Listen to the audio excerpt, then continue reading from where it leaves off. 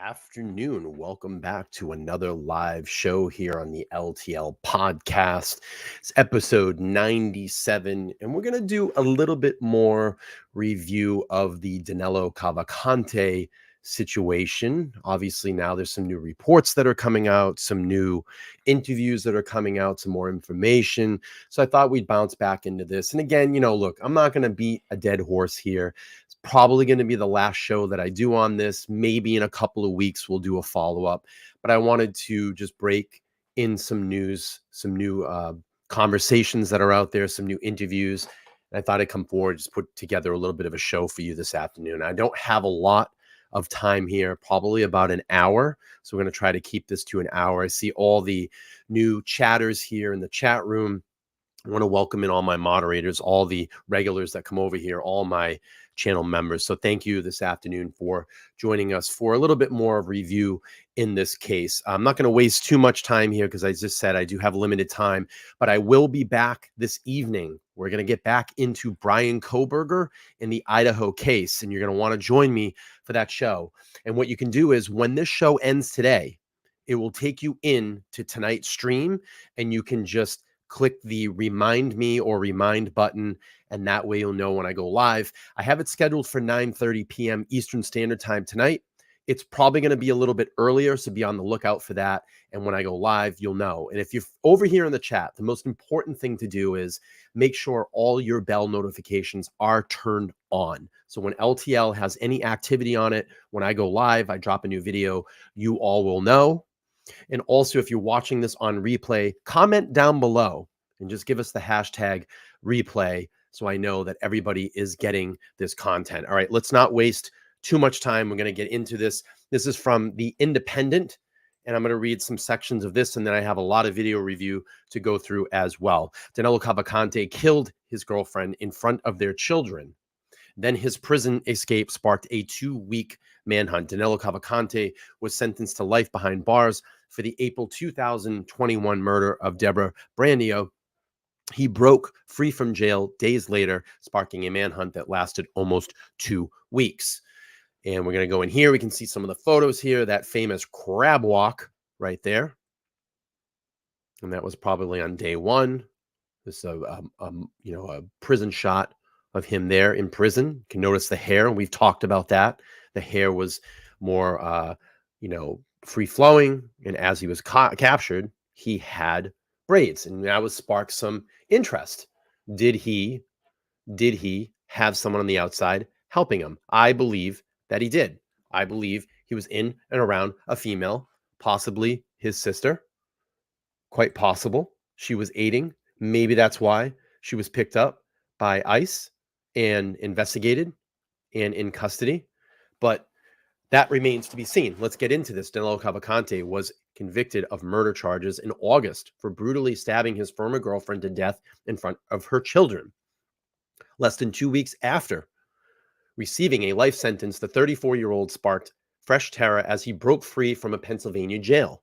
For the next 2 weeks, communities across Pennsylvania lived in fear, with schools shuttered and residents told to stay indoors as they convicted killer managed to evade and capture and steal a firearm.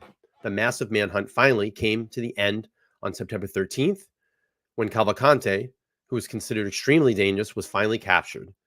Here's everything we know about Cavcalcante and his escape. So here's the escape. Cavcalcante escaped from Chester County Prison in Pennsylvania around 8:50 a.m. on August 30th. At the time, other inmates were in the exercise yard, were playing basketball. And we have the video down there. We're going to see the crab walk in a second, and pushing through razor wire in order to gain access to the prison's roof. He then jumped down into another area of the prison and left on foot. The unconventional method, exactly the same way, was used by another inmate back in May. Chester County Prison Acton Warden Howard Holland said. During the incident, the inmate was captured within 5 minutes after the tower officer reported the break to the prison staff. In Cavcalcante's case, the tower officer tasked with surveillance and escape route failed to report the jailbreak, which went unnoticed for nearly an hour. Let's watch that crab walk. We'll get past this past this this advertisement here. I apologize. I am not sponsored by any of this advertisement. Thank you all for being here today. I'm going to kind of move through the show as quick as I can. So feel free to chat. I'm not ignoring you. I just have very limited time until this evening when I come back. Here's that crab walk. Now, this gentleman here on the right needs to be talked to. That was his lookout. That gentleman right there needs to be talked to, in my opinion. In my opinion. All right, Cavcalcante. Absent was only noticed during a head count when his block returned back inside around 9:50 a.m. after a basketball game. The jail was put on lockdown and the 911 center was notified 10 minutes later. The tower officer who failed to report the escape has since been fired. We have confirmed that the corrections officer on duty when Danelo Cavcalcante escaped was terminated yesterday afternoon, a source told CNN in a statement. He was an 18-year veteran of the prison. The acting warden said that the investigation into the escape was being conducted by the state's attorney office.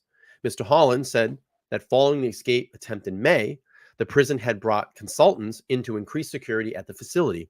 Razor wire, which Cavcalcante pushed through, was placed to prevent access to the roof, but officials didn't expect the human element to fail. Mr. Holland said, while we believe that the security measures we had in place were sufficient, they had proven otherwise. Mr. Holland said, and we will work to enhance our security. One key difference is that this escape is the role of the tower officer with primary responsibility to oversee the inmate in the exercise yard. Mr. Holland declined to say what the prison officer was believed to be doing during the escape, only noting that he was at his post.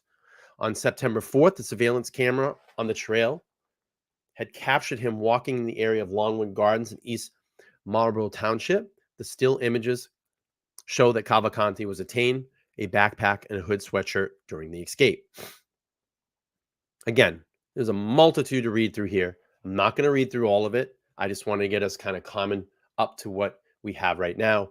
Let's get into some of the video footage that I've pulled to archive what went on and what is expected here in the future for Cavcalcante. The search for Cavcalcante put our entire region on edge for the past 14 days. It also dominated national headlines. But around 8:20 this morning, Cavcalcante was apprehended. This here is a picture of Cavcalcante shortly after his capture. You can see he was wearing an Eagles sweatshirt when he was found. Cavcalcante escaped from prison 2 weeks ago, prompted an intense search throughout the county. You get to this question really quick. Sweet and Sleuthy asking LTL Podcast, do you have a Discord? We have tried a Discord. It became overtaken by vigilantes. I think that at the time that we had the Discord, there were some people in there, predominantly in there to sabotage the Discord. There was a lot of terrible conversation going in there. It's a chat that I cannot monitor 24 hours a day.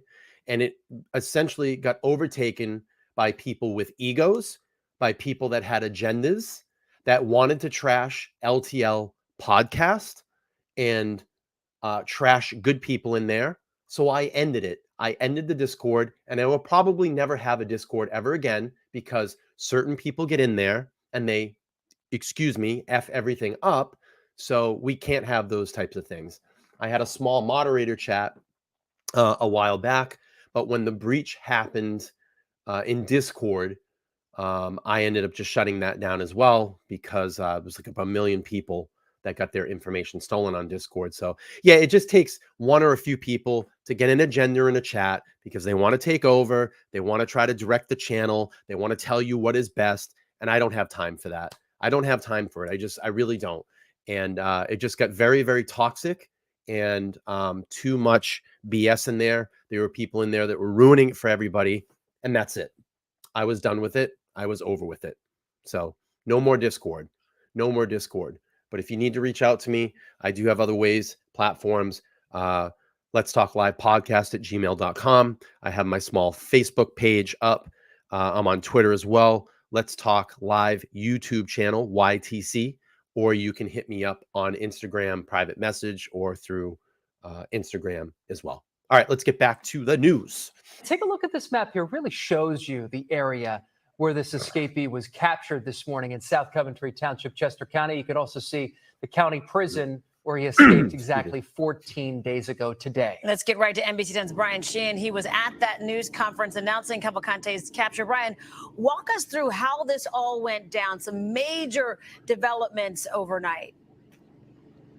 Yeah, Keith and Aaron, state police say those major developments started around midnight when a burglar alarm went off at a residence on Prizer Road. Of course, that's a road that we've mentioned multiple times over the past several days within that search perimeter where investigators believe Cavcalcante was near. So what happened was law enforcement moved into the area. They did not find Cavcalcante, but we are told that multiple agencies moved in, secured that area, and a helicopter took flight over the area, and using that heat thermal technology actually picked up heat sensors around 1 o'clock this morning. However, as we know, there was bad weather that was moving into the region at that time. So the helicopter had to leave the area, but the tactical teams secured the area. They moved in on the ground, monitored the area overnight, made sure that whatever that heat sensor was, if it was in fact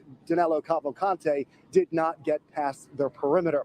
So then around 8 o'clock this morning, we are told that that aircraft was in flight and picked up that heat sensor once again. At that point, a tactical team moved in on the ground, snuck up behind Danelo Cavcalcante, who was on the ground. Once he was alerted of their presence, we're told he then sort of bear crawled on the ground through brush while carrying that rifle, that 22 caliber rifle that we were told that he obtained a few days ago. At that point, the tactical teams actually unleashed the canine dog, who we were told was able to restrain Danelo Cavcalcante, and we were told that he did, in fact, have a bite mark. But once the canine officer got Danelo Cavcalcante, we were told that Cavcalcante still resisted until law enforcement were able to bring him into custody. Now, we have mentioned multiple times that they were given the use of force if necessary, but we talked to Colonel Bivens about their decision not to use that this morning. Here's what he had to say. Well, as I addressed a few minutes ago, yes, he had the firearm with him. Yes, he was a threat.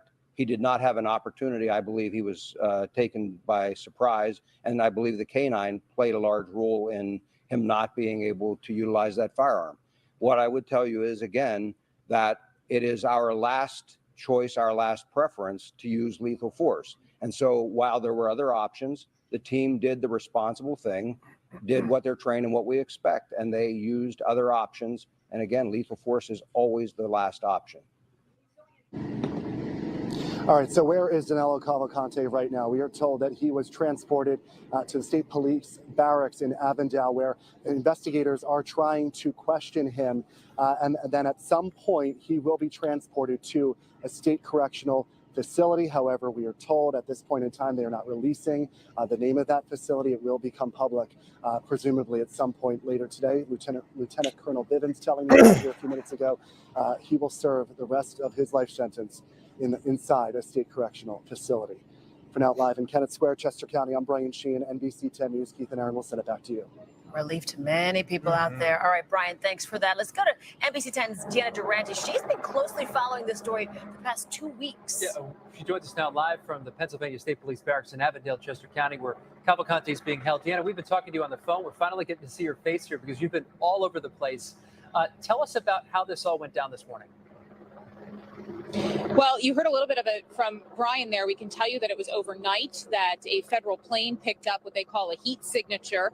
And overnight they tightened up that perimeter. You had that perimeter that was miles wide, miles long, and they were able to kind of zero in on one area. First thing this morning, I talked to a team out of Montgomery County. They were on the ground there getting ready inside that interior perimeter there. One source telling me, we believe he's in there. Actually, we know he's in there, that source told me. And it was just about a few minutes later that we started hearing they may have him, and that he's been caught. We can tell you he is inside the state police barracks here at Avondale. He'll be transported in that Bearcat vehicle that you saw Skyforce 10 following from the scene there, from northern Chester County to here to southern Chester County. He's going to go to a state prison. We know that once he was spotted, once there was movement on the ground, when the SWAT team went in, that it was a police dog that subdued him, that he tried to crawl away, still having that weapon. And despite having that weapon, and we're told a fully loaded magazine, no shots were fired here. The best possible outcome, despite the fact that this hunt took 14 days, but no one was injured. Cavcalcante, we have seen in photographs, was bleeding from the head, but that bleeding quickly stopped. He's wearing that Eagles sweatshirt. It looks like there's a little blood on that sweatshirt. He had his clothes cut off of him, I'm told, before he was loaded into the Bearcat, brought here to Avondale. And we'll be able to tell how much he's really cooperating by his length of stay here. If he's going to tell police everything he knows, who helped him, how they helped him, what he did, that may take a little bit of time. Of course, he doesn't have to tell them anything. And if he chooses not to speak to them, then he could be booked, photographed, and then sent to a state prison. So it really will be how long or how much information he wants to give. Quick Just show the fact today. that Quick show he's today. in custody at this Then I'll point come does back not tonight. mean I'll do a that longer this show case tonight. is over. You still have the investigation as to Back how to he got out of the Idaho prison in tonight. the first place. Obviously, we've seen that video of him crab walking up to the roof. We're told he used a towel to cover that barbed wire to get out, that a guard may have missed seeing him on the grounds there. Was there a distraction? Did he have help from other inmates? That's all going to be part of that investigation. What more does Chester County need to do to secure the prison? That'll be a secondary investigation. And then the investigation into what has he been doing for the last 14 days? Who knew what he was doing? Who knew where he was and who was helping him? We do know that some of the items that he had when he left the Chester County prison was just the clothes off his back. And over the last 14 days, it was he a managed nice to break, change wasn't it? his appearance. He managed to change his clothes. Somehow he was getting food. We know that from some of our sources that when he was arrested in the early 2000s in Brazil, that he was able to survive in the jungle for quite some time before. I'm going to pause this really quick, and I'm trying to move through, but I want to get through this real quick. Sweet and Sleuthie says, I thought the photo shoot they were doing with him was rather odd when they captured him. Just saying, I don't think it was odd at all, in my opinion. I really don't. I thought they were just basically standard photos to put out there and let everybody know that this guy was captured. When I looked at them, it didn't really look like anybody was posing. It's just my opinion as well. You can feel your own way. I didn't see anything wrong with it. It's pretty standard to do that, to put something out into the public to let them know that's a dangerous individual has been caught. I didn't see posing. I didn't see any people smiling or anything like that. I thought it was just a quick, relative journalistic photo to let people know that he's been caught, and everybody can start to start relaxing a little bit. So, I mean, listen, people see it on both sides of the coins, and that's completely fine. But that's just the way that I saw it. This is the way I saw it. For entering this country illegally and remaining pretty much off the grid. That is until that homicide that he was just convicted of. So they're going to be taking a hard look back at all of that. And again, you've heard it over and over. If anybody helped him, if anybody provided assistance, if anybody didn't tell police what they knew right away, they're going to figure that out. And that'll all be part of the investigation there. The Attorney General has come out and said her office will be charging him with escape, and she is continuing that investigation as well. So despite the fact that he is in custody, the police investigations around all of this far from over. That's the latest. Back to you. And we know you will stay on top of it. Deanna Durante reporting live for us. You can count on NBC 10 for complete coverage of the manhunt for Danelo Cavcalcante. All right, let's go to here. A burglar alarm helped lead to the capture of the escape of Danelo Cavcalcante. Let's play that. Let's get some information on it. Quick video here from CBS News. I want to start with this today. The long nightmare is over for people who live in Chester County, Pennsylvania. State police Kelly announced Robertson just won a few it. hours I got to ago reach back they out to her captured this the evening and fugitive get her who's been on the information. run for 2 full weeks.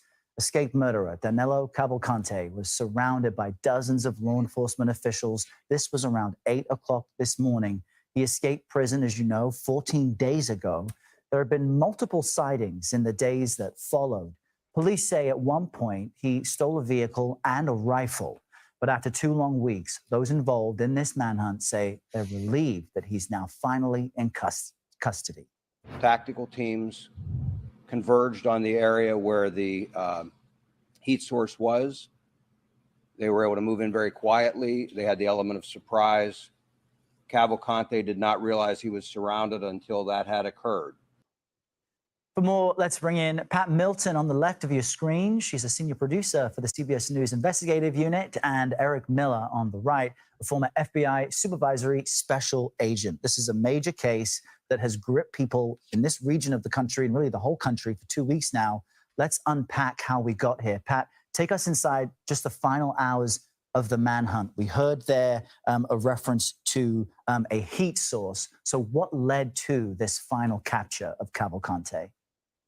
Yes, Errol, it was very dramatic indeed, and we've been following this for 14 days. A DEA aircraft went overhead and found a heat source, a heat signature. And what caused that aircraft to go up is that a burglar alarm at a residence within the perimeter of where the law enforcement were searching went off around midnight. You know, let me just put this to the conversation. Do you have an issue when mugshots are put out there for the public? You know, when someone is either escaped or they're taken into custody? I mean, we've seen plenty of celebrity mugshots out there. That's all public knowledge.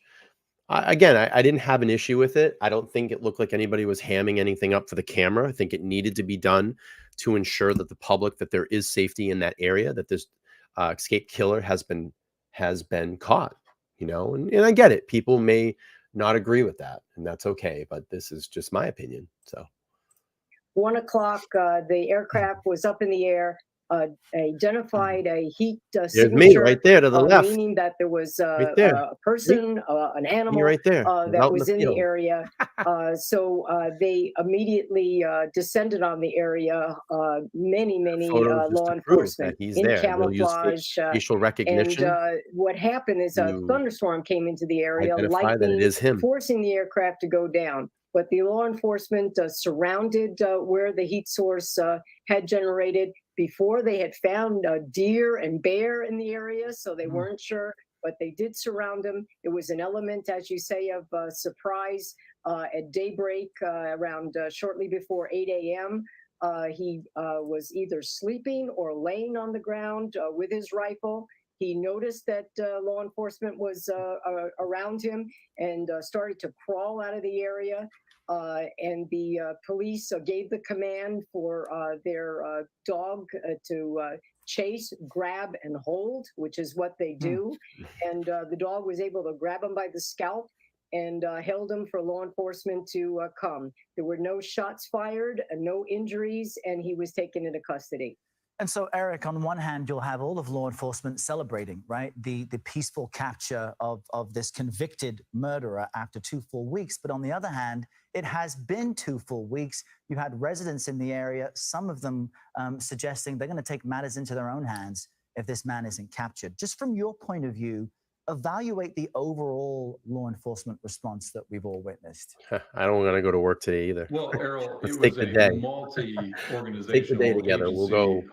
project. We'll go to the And beach. they did a fantastic Let's go job, to the really, beach. given the terrain, given the size of the Use a search area. vacation. Obviously, utilizing all the tools in their toolbox, from canine units to aerial units to obviously officers and agents on the ground. So that takes an enormous amount of. I'm going to get a week off here pretty soon. They stand up a command post. That's the facility. But I will be streaming. Communication. And Yeah, and let's then do from it. there, You can have the Mai the Tais for me. I don't intelligence and the drink, tips but come I'll go in, hang out at the and beach then with you. those are Let's then go. put back out to the officers and agents on the ground. So You name the all in beach, all, I'll be it there. was obviously a peaceful ending to a very well orchestrated search. Considering it has been 2 weeks, though, how surprised are you that this convicted murderer, who was reported to have a weapon, was taken into custody with, I understand, without a shot being fired, without a fatality? Well, obviously, it was very, it was a great ending. And does that surprise you, I wonder? Yeah, and All right, deal. a little bit. One aspect though that we don't know is whether he actually had ammunition for that rifle. He had a propensity to violence, so I'm a little surprised that he didn't use it. But the fact that they were able to sneak up on him and actually surprise him, the element of surprise may have played a factor as well. Yeah, Pat mentioned that. That also jumped out to me. Pat, considering he escaped from a facility exactly or in a similar fashion to how someone else escaped from that same prison, apparently just weeks ago, right? This bizarre crab walk up a wall and pushing himself through barbed wire. Where do we go from here? Does he go back to the same facility? Or No, would he have Errol, additional protection, or not protection, yeah, but, very good question, manpower because around him? I know your question is really what I'm sure the community who've been terrified over the last 2 weeks are asking. No, he would be going to a state prison, which will be more secure. He was taken into custody, and immediately they cut off his clothes. They wanted to identify that it was actually him. He had an identifiable tattoo on his back, a very large tattoo. They also wanted to search to see whether he had any other weapons on him or a knife. And also, what law enforcement have told us is that sometimes, they hide on their body a key or something that will get them out of the handcuffs again. But the law enforcement, they were not taking any chances. They cut off all his clothes. They took him for processing, where he will be again fingerprinted and processed. I don't know if he's going to have additional charges against him, which the district attorney will have to determine. It'll be up to him whether he wants to speak to law enforcement. I'm sure they're very eager to ask him, how did you do this? Did we ever come close to you? But that's up to him. I'm sure he'll have an attorney, even a court-appointed attorney. So it's up to him whether he wants to speak or not. We know that he was evading capture because of the very heavy brush. Law enforcement had to hack their way through the brush. He was following creeks and following in utility lines because it was easier to walk along those lines. And they caught him, and as Eric said, they caught him by surprise, and that was the major factor here. Yeah, massive sigh of relief there in Pennsylvania. Eric Miller, Pat Milton, my thanks to you both. All right, let's go over to, we're going to see about the tractor store manager the minute he saw Cavcalcante appear with law enforcement. Let's hear about it. Along creek beds and tree lines during his 14 days on the run. It was right near a creek called Beaver Run that he was captured. And CBS News Philadelphia reporter Madeline Wright is live at that area now near Route 100 with one store manager who watched all of this unfold earlier this morning. Good afternoon, Natasha. The store manager here at this tractor dealer says that he was standing right here on this loading dock when he saw what looked like Border Patrol walking into the woods with a canine. He says 15 to 20 minutes later, he saw law enforcement come out of the woods with Cavcalcante in custody. Somewhere down in that vicinity. Jim Martin shows us the exact spot where he saw escaped inmate Danelo Cavcalcante emerge from the woods in handcuffs. It was unbelievable. It was exciting at the same time, but how does anybody expect to watch it and be right there when it happens? I was just sure lucky to be at the scene. The woods are right behind Little's, a tractor dealer on Pottstown Pike, where Martin works as a store manager. He says he was standing 30 to 40 feet away as police led the fugitive into an armored truck. He looked very tired. He looked soaked, like he was either in the stream or soaked from the rain last night. He just looked like drenched. Martin took these photos showing a massive police presence at his business when he arrived at work this morning. He says he knew Cavcalcante was near when he got a text message from his neighbor. So the neighbor behind the property here, her property was searched between 1:30 and 2:30 this morning. Thermal cameras supposedly picked up a heat signal somewhere on her property. So they did a sweep of her house, and I guess that's where they started to narrow him in to an area, but it's literally right behind the stream. With Cavalcante in custody, Martin commends law enforcement on a job well done. Here, this is like mountainous, dense. They did their job. They did exactly what they needed to do. Anybody feels it took too long, tough. If you don't know what it's like growing up in the woods, you shouldn't expect to know how easy this was. Martin says that yesterday he couldn't even open shop because police had the entire road in front of his business shut down. He says he's glad that life can finally get back to normal. Live in South Coventry Township, Madeline Wright, CBS News, Philadelphia. All right, Madeline, thank you so much. All right, let's keep continuing. Another interview with that store manager. Yeah, Randy's also been talking with the trailer owner right there, too. Did he witness the whole thing go down, Randy? I'm trying to work on a story right now that I heard on my local radio. There's an issue going on. We've had some major flooding in and around Massachusetts and the Rhode Island area. I'm very close to Rhode Island. I'm only probably 8 minutes from Providence, Rhode Island. There is a community, an apartment building that on September 10th was exposed to a major flooding in their area, and they've lost their home. And there's a lot of shady shit going on right now in that area with the landlord, the landowner, and they're basically trying to swindle the residents there to take $500 gift cards and basically sign away their rights that they cannot have any further inquiries in the future. Essentially, I'm going to hand you $500 and you can't hold me responsible for anything that went on. Essentially, that is upkeep on the property. And it's also going to go to the responsibility of the state too, because the state has not been out cleaning the storm drains. This particular area has litigation going all the way back 10 years. There are things on record of 10 years of people suing the state and not taking care of these flooding issues in and around that area. So I'm reaching out to a gentleman this morning that was on one of our local radio stations, and I hope that I can get him as a guest on my channel so we can get him some more outreach and get the governor of Rhode Island to listen, because these people have been displaced. They have nowhere to go. And a lot of these people are on assistance. So they had no choice but to take these $500 gift cards to give them at least one night of relief in a hotel room. After that, the state has not responded. The Red Cross has not responded. The governor has not responded. These people are being put out. And I think this gentleman's reaching out to me right now. He just reached back out to me. He's maybe possibly going to line something up for him on Sunday to come on. So I'm gonna outreach to him so he can tell me his story. I'm gonna give him my phone number. I'm gonna have him call me tonight. Hopefully we can get some more outreach, because the Governor McKee in Rhode Island needs to hear this story. And I'm so glad that he got on the local radio station WPRO this morning. And I listen to WPRO because it's so close to me. I'm a Bostonian. I was grown here in Massachusetts, but I live so close to Rhode Island, so I listen to a lot of their politics as well. And that state needs a lot of help there. And I want to continue this outreach. I'm going to get, his name is Daniel Connor.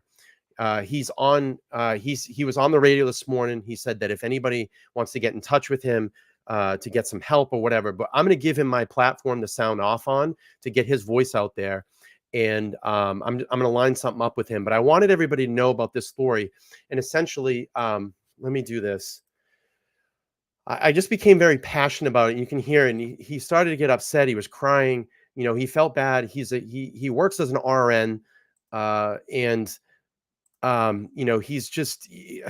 he's trying to do something for these people that don't have anywhere to go. There's a GoFundMe relief. I'm going to drop that in the chat, and you guys can all read. If you can't contribute, at least read about the story. I want to get this out there and into the limelight and get some eyes on this, because I think that we can help Daniel. I may travel out there on Sunday and see if I can speak with him. If not, I'll have a phone conversation, and then we'll get him on the show. He just reached back out to me and said that He said, I'd be more than happy to. I'm at work, but I have Friday through Sunday off. Keep in touch or message me here with any time and details. So I'm going to give him my phone number. I'm going to have him reach out to me and we'll have a conversation. Then I'll get him on the show, possibly Saturday or Sunday, and get him some reach, get him a platform. And I don't care if we can get one person, two people, three people, four people to listen to this gentleman. He was so passionate on the radio this morning. I want people to hear what's going on in Rhode Island. People need to know about this story, and we need to get some help for these people that are displaced in this property. He said he went to a meeting. With the property owners, and it literally went back and forth, and no one was listening to everything. And at one point, the property owners looked at the residents there and said, "Can we wrap this up? We are tired and want to go home." These people have no place to go to. They have no home, and the building is being shut off. They're not allowed to go into or near the building because it's being condemned. And what is going to happen with their personal items? They're not allowed to go in and get any of their personal belongings out there. Most of these people don't have any apartment insurance or flood insurance. No one is helping them. So we're going to give Daniel a platform. I'm going to line things up with him. I'm sorry. I'm getting very passionate about this because I feel bad. I feel bad in the complete situation. And when shit like this happens, people get flooded. And there's been tons of floods around here lately. Literally a couple streets over, we had major flooding over there because we had so much rain the last like 48 hours. But no one is listening. And when these situations happen, no one wants to help. No one wants to do anything. No one wants to help. They want to wipe their hands of these situations, but I'm not going to let that happen. I'm going to let Daniel get on the show. We'll have a conversation with him and he can tell the story because he's boots on the ground. He lives in that vicinity. He lives in that apartment building, and he can let us know so we can get the message out there. So again, let me just continue with this coverage. I'm sorry that it kind of deviated, but it was fresh on my mind. I ended up reaching out to him, and we're going to get something done for Daniel. Yeah, so behind me here in this grassy area near the wood line, as well as in these large logs behind this tractor company, is where much of this capture actually went down, just off Route 100. To give you some context, that's the far eastern edge of the perimeter they set up. I want to zoom in here and show you the location. You can see this is the kind of terrain that they have been talking about for 2 weeks now. Really dense wooded area. You see that brush. And then if you look over to the left here, John, we'll pan over, you can see these logs. We're told in part of this capture, he was trying to get under these logs as well to try to make his escape before police were able to move in with those tactical units. And of course, that canine dog you heard so much about just there that helped in this capture. We also spoke with the manager of this John Deere tractor supply company. He and his employees watching as this whole thing went down. Take a listen. So we were watching from the loading dock, and we basically just saw them storming checking the tree lines, checking the stream, and out of nowhere, everybody started to congregate back by the shed. Great. And here they were already bringing them out. Yeah, I got to do something. I need to help. I need to help this community. Camouflage trooper had his rifle, and then they were walking him up. Some people watching. And get some eyes on this and get that EMS story out there. kind of worked on him in the parking lot, and they loaded him up. Back here live, more of that dense wooded area just off Route 100. Speaking with the manager of this company, he also told me that his employees, had obviously known about this situation for days with the containment zone and having to be extra precautious. But they said overnight there was a property behind this tree line where around 2:30 this morning there was some sort of either sighting or 911 call placed, as well as the discovery of a backpack. So they had an idea, especially when those troopers started flooding this area right around 8 o'clock this morning. Just before that, that's when he realized this was going down, this was real. And then, of course, they just watched from right there. That is the loading dock, if we can zoom over and show you, where they watched this entire capture take place. And then he was put into that armored vehicle and then driven south to the Pennsylvania State Police Barracks in Avondale, where Cavcalcante is now being interviewed according to PSP, and then eventually transferred to a more secure state facility. For now, we're live here in northern Chester County. I'm Randy Gyllenhaal. We'll send it back to you guys. All right, let's see what the neighbors were saying. Let's see what some of the neighbors are saying now in and around that area. Let's listen here. They wanted to get a first-hand look at this area where the arrest happened for themselves. It has been a tense 2 weeks, certainly in Chester County and beyond. And for the people here in South Coventry Township tonight, they will finally be able to rest easy. I feel so relieved and happy. And I went around, and every trooper that I saw, I thanked them from the bottom of my heart. Captured in Chester County after 2 weeks on the run, convicted killer Danelo Cavcalcante met the long arm of the law Wednesday morning. Pennsylvania State Police say aircraft detected a heat source in the woods of South Coventry Township overnight that ultimately led them to Cavcalcante. They were able to move in very quietly. They had the element of surprise. Cavcalcante did not realize he was surrounded until that had occurred. Cavcalcante, you believe, was? He was down in this area. Okay. On the creek. Nearby residents like Linda Rafe-Snyder have been awake since early this morning after state police say a neighbor's alarm went off and the SWAT team descended on the area. There were 3 officers that came in and they wanted to search the house. So 5 o'clock this morning. 5 o'clock this morning. The officer that was at the door this morning said that they had seen him in our yard. When law enforcement told you, we've seen Cavcalcante in your yard, what goes through your mind? Fear, nervousness. I mean, it's like really happening. Doug Brewer, who owns a landscaping and tree services business just yards away from where a canine helped authorities nab Cavcalcante, was here when he emerged from the woods. Kind of looked defeated, really. Law enforcement had swarmed him. Yeah. I think he got bound up in the brush back there and he couldn't get out. Describe for me what that's been like the past few days to be on lockdown with your family. I think it was more difficult on my wife because she just felt the stress a lot more than I did. Robert Russell, a father of 4 who lives in the search area, explains someone, either state police or perhaps Cavcalcante, got into his barn this week. The barn door had been opened a couple of times on and off. And so we had called in the tip line and just said, hey, our barn door doesn't swing open. You can see the pond through here. Do. As for Linda Rafe-Snyder, this morning she knew state police would get the job done. The helicopter just kept circling and circling and circling. So I felt that they were on to something. It was close. It was imminent. Yes. And just as residents like Linda Rafe-Snyder there have been thanking state police for their efforts, in turn, state police, they've been thanking residents, small businesses for their support over these past 2 weeks as they have hunkered down in these neighborhoods to bring Cavcalcante to justice. Reporting live in South Coventry Township, I'm Rosemary Connors, NBC 10 News. All right, let's go to how did Cavcalcante survive? Now is Let's Robert hear it. Clark, a supervisory deputy of the U.S. Marshals Service. He has been involved in this manhunt since the very beginning. He was at the command post today, helping to oversee the team that captured Cavcalcante. Never been to He California. also spoke to Cavcalcante today. So I very much appreciate your time, Deputy. Let me just start. Welcome back. I mean, the It is very dramatic expensive capture, there. helicopter, the lightning storm, the police dog, 20 tactical officers. Can you tell me about the moment that you knew you had him? Well, thank you for having me again, Aaron. When the call came in over the radio, everyone was just elated. It was a 2-week Never been to Cali. coalition of law Never had really a enforcement that reason come to. together for the common cause of bringing a violent fugitive into custody, and everybody was relieved. It's been a roller coaster ride the past couple of weeks.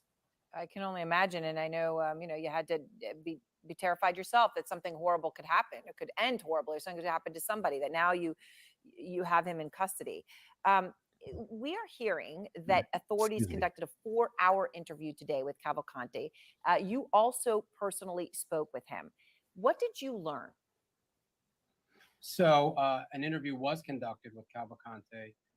Deputy U.S. Marshals, Pennsylvania State Police, and county detectives interviewed him. I personally was not present for the interview, but I can tell you what was said, which was relayed to me from our deputy marshals.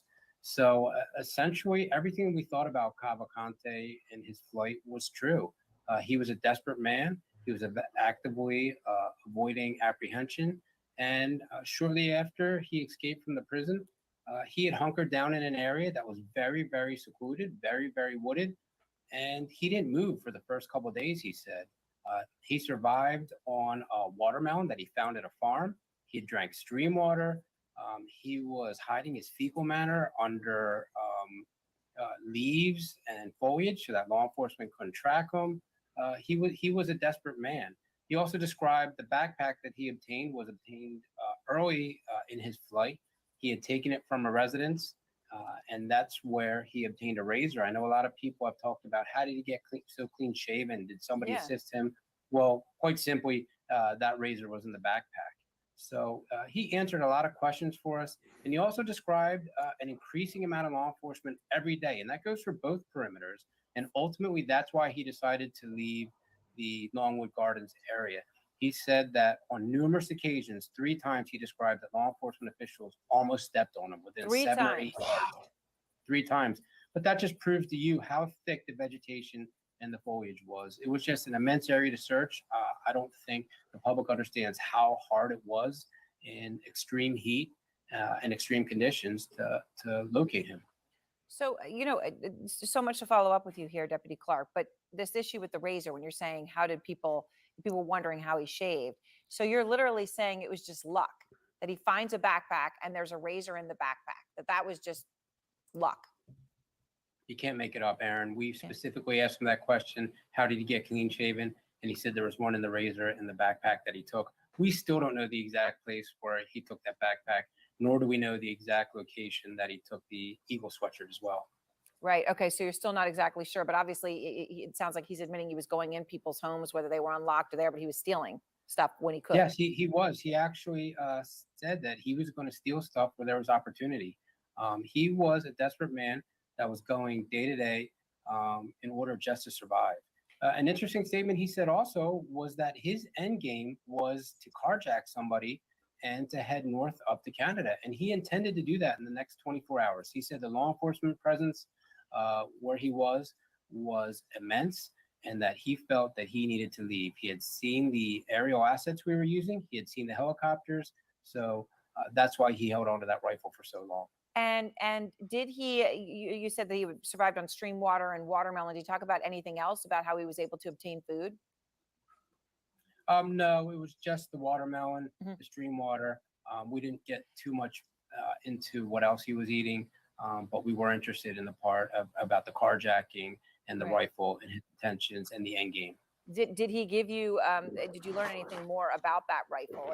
And I know there'd been, whether his willingness to use it. No, but we did learn that before he went into that gentleman's house that he had actually surveilled it. And he had said he had surveilled the perimeter, where he broke the perimeter at Longwood Gardens for a little while. And he had also surveilled the residence where he stole the truck at Dairy Farms. He said when he stole that truck, there were actually 2 vehicles that were unsecured there. He decided to take one of them and then flee to an area that he knew. So one thing that as you described this, Deputy Clark, that's standing out to me is that he answered the questions, that he seems like he wanted to answer the questions. What was his demeanor like in this interview? I mean, this is a person who was going to be in prison forever, and then he thinks he's going to maybe escape, and now he's back to knowing that he's not going anywhere, and yet he seems to have answered all the questions. That's correct. He was under no duress when he answered the questions.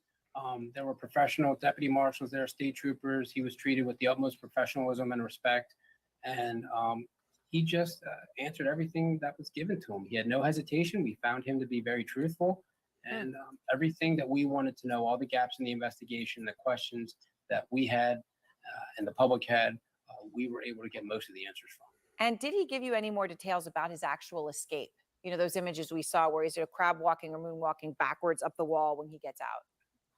Sure. So we did not question him about the escape. We were more concerned. Yeah, we just had to shut the Discord down. Part of the investigation. Toxic. Very toxic. Our deputy marshal did not question about the escape at all. So let me ask you one other thing about, you say, the razor, right? That was in the actual backpack, and he's saying he didn't have help. I know today that Lieutenant Colonel Bivens confirmed that Cavalcante's sister, right, who they're now moving ahead with deportation procedures, did try to assist him about his escape. And when you and I talked last time, you said she was important, but you couldn't disclose anything at the time, but afterwards you would be able to. And now that of course he is captured, Are you able to tell us more about how she was helping him or trying to help him? Well, what I She can did help. tell you was she was an illegal overstay. There were times where she was less than candid with law enforcement officers, and we believe at the other times she was giving us information that was not credible. So rather than pursue obstruction charges, we decided to take her out of the equation, and she was detained by ICE. It just was too much of our time and resources to look Right. into pursuing her criminally. So we just decided to eliminate her from the situation. So in the final moments, and I'm honing in on something you said that he said in the interview today, that there were 3 times that law enforcement officers almost stepped on him. You said that they were 7 to 8 yards away. I mean, that is pretty incredible to imagine. And he's lying there hiding. Eventually, when this finally was resolved, when you got him, it was a dog. It was a canine named Yoda that helped capture Cavcalcante. Was crucial, in fact, to all of this.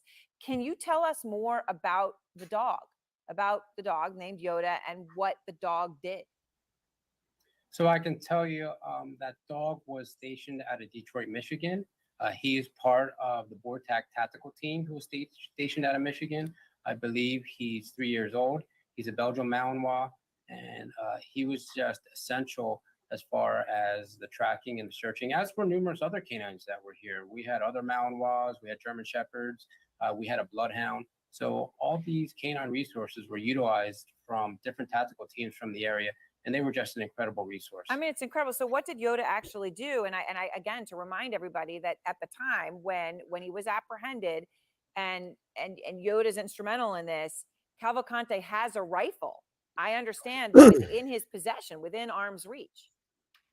That's correct. So upon the BORTAC officers and the Pennsylvania State Police CERT team closing in on that heat signature Lieutenant Colonel Bibbins talked about, yes. One of the BORTAC officers physically observed Cavcalcante. At that time, verbal commands were given.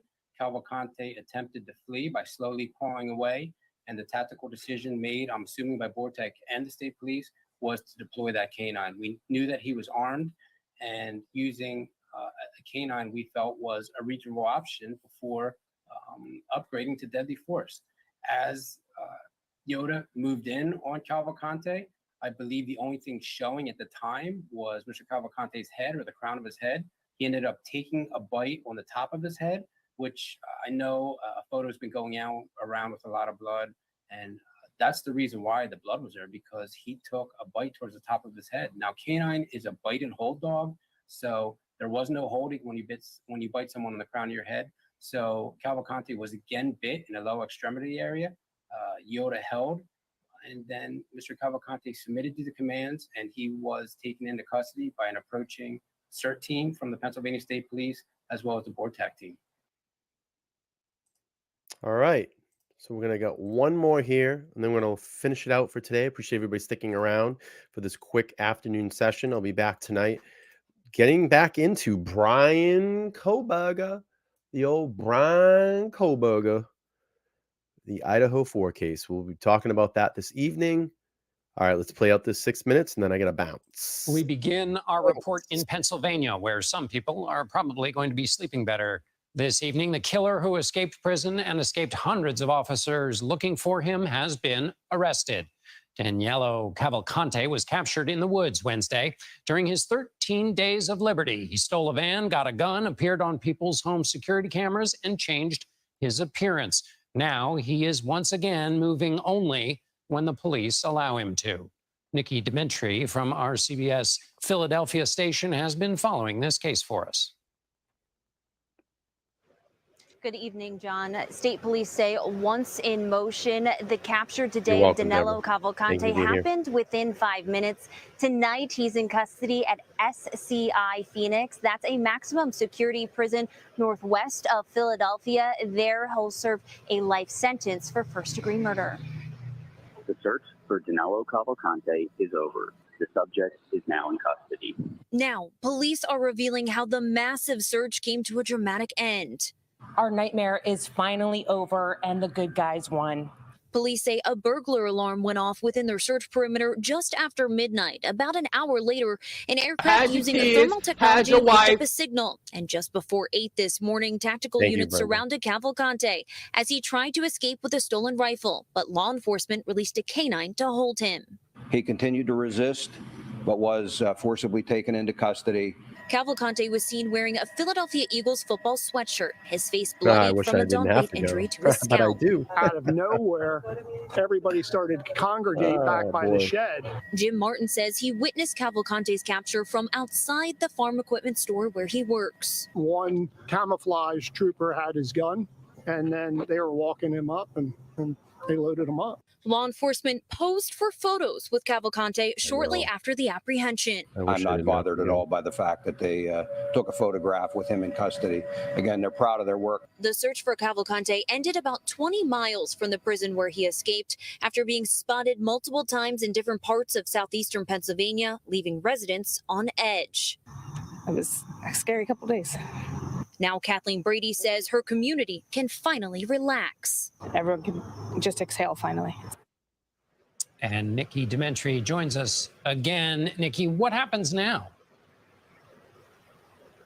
Yeah, that's the big question, right? So much happens now. Cavcalcante, as I mentioned, is at that maximum security prison tonight. It's unclear, though, according to the Pennsylvania Department of Corrections, if he's going to remain there to serve the entirety of that life sentence or if he'll be moved to another state correctional facility. A spokesperson says that decision, if it does happen, will come in a couple of weeks. Now, as far as the escape goes, he is charged tonight and has a preliminary hearing 2 weeks from today. And just as a reminder here, this isn't the first inmate that has escaped from the Chester County Prison. There was another inmate that escaped, police say, in a similar fashion. That was back in May. So to try to ease community concerns, there will be town hall meetings here in Chester County held by the commissioners. They say they're going to be talking about things like security measures as well as mental health help after all of this happened over the last 14 days. Nikki Dementri, thank you for being with us for the last 14 days, reporting on this. We appreciate it. For more, I'm joined by national security expert and former FBI Executive Assistant Director Josh School. Josh, thank you for being with us. So Cavcalcante crab walked up a wall to escape. Was this the luck of one prisoner, or in your mind, does it point to a larger security issue, either in this prison or in prisons in general? Well, Jim, in this instance, I would like to point to it being luck and him being very acrobatic. But as Nikki mentioned, there was an escape earlier this summer. So I think the prison needs to evaluate its current security posture, look at staffing, technology, security protocols to determine how they can't let this happen again. And what about the capture? At one point, Cavcalcante was armed. It took 13 days to get him, but no one was killed. What's your assessment of that manhunt? Well, the manhunt took an extended period of time, mostly because of the terrain and the weather. They had a vast amount of resources, technology, and dogs out there to try and affect this. And of course, they had a cooperating public, which is key to this. Well, it did seem like it took a long time, and folks wanted this solved very quickly, and I understand that. Law enforcement also wanted this solved very quickly. But going through that terrain and having to look in every nook and cranny and be methodical, especially after they knew he was armed, this is a very dangerous individual. They had to be methodical about this to ensure that they didn't miss anything.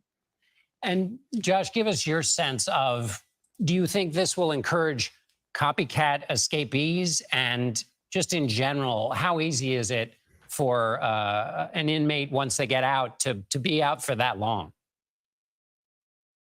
Well, there's a lot of circumstances to go into determining how long an inmate is out. An urban environment, getting help, those types of things can make it easier. However, it also can be limiting because when you start putting out rewards for somebody, you never know who's going to turn on you. In a rural environment, as we saw here, with somebody that has a little bit of experience and being able to live on the land, it can be an extended period of time, and we've seen that in other cases. So there's not a cookie cutter. Do I think there will be copycats? I think there's going to be copycat wannabes. There are a lot of people being held for long periods of time in prison, and it's just not that easy. All right, Josh School, former FBI Executive Assistant Director. Thanks so much for being with us. All right. Not to beat a dead horse, I just wanted to do another quick review and recap as new things came out. I have dropped the link for tonight's show. I need to go. I got to get back to work. I got a couple of hours that I got to work. This next show tonight is Back to Idaho. It's set up for 9:30 p.m. It may bump down an hour, just depending on when I get out of work this evening. So look out for the thumbnail. It's already posted. I've already put that show time up tonight. I hope you all can make it. We're at episode 97. I still have a couple episodes in queue that I need to get to. And then the most important thing I'm trying to do is get Daniel Connor on my show. I was so touched by his story this morning when I heard it on WPRO, talking about the flood victims in Rhode Island and that no one is helping, and that awful meeting that he had to sit through where the homeowner or the property owner was essentially laughing at everybody and telling them that there's nothing that they're going to do to help. So we need to get some help. We need to get some eyeballs and ears on that story. The governor of Rhode Island needs to hear Daniel Connor's voice, and I will give him a voice here on LTL. I'll try to be arranging that to get him set up here in the next couple of days to come on the podcast. Everybody have an amazing afternoon. I appreciate you all here in the chat. If you need to reach out to me, you can reach out to me via Twitter at Let's Talk Live YTC. I have the you can private message me there. I also have my email, Let's Talk Live Podcast at gmail.com. And then, of course, my Facebook page at LTL Podcast. And I do have an Instagram now as well, which is ltl.podcast. And you can private message me there if you need to contact me as well. So multiple ways to get in touch with me. I may not be able to get back to you right away, but I promise I try to do the best I can in the moment. So thank you all. And I'm talking with my hands right now, so that's probably the cue that I need to go. But thanks all my moderators, all the chat, all the subscribers that came in this afternoon. I'll be back tonight with a Idaho show. Thank you, and I appreciate you all. Be safe. Have a great afternoon. Have fun at work if you're doing that. If you have the day off, do something constructive. See y'all. Bye.